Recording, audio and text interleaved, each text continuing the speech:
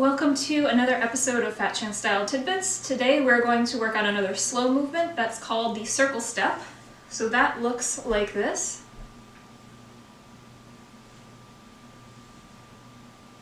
So as usual, well, I'll turn around so you can see it from behind as well, since I don't have my mirror. So it looks like this.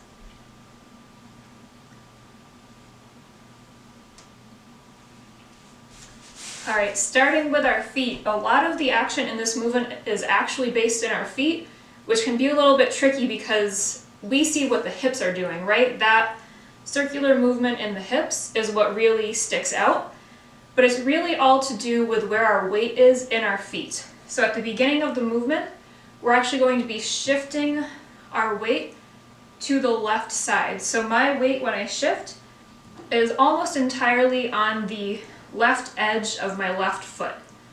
So then I'm going to take my weight and shift it forward toward the ball of my foot and my toes. Then I'm going to shift so that the weight is on the right edge of my right foot, and then shift back to the heel and back to neutral. So again, we're sliding our weight to the left, to the front, to the right, to the back. To help you keep your size, because I know I'm opposite of you, we're going left, front, right, back, and neutral.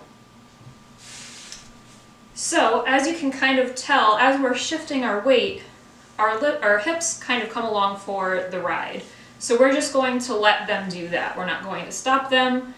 We're just going to let the hips go around where our weight is, but we want to keep the rest of our upper body pretty centered. So you don't want to be, like a tree blowing in the wind. You want to keep your upper body pretty stable as the weight shifts in the lower body. And that's what really starts to emphasize that circular movement, because up here we're relatively still, but our hips, as our weight shifts, is able to move underneath us.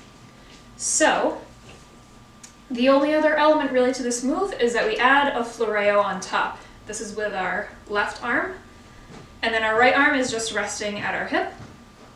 So as we start the movement, we're going to start our floreo, and it goes around one floreo for the entire movement.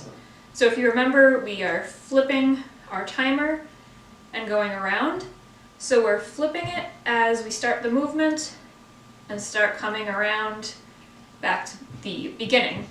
And often this movement is then ended with a taksim, because it just flows very nicely in the hips. And a lot of people wind up then thinking of it less like a circle and more like a kidney bean shape, because you're kind of starting the circle but ending in that taksim shape. So all together, we start the move with the floreo, come around to the front, and then we'll end in a taksim.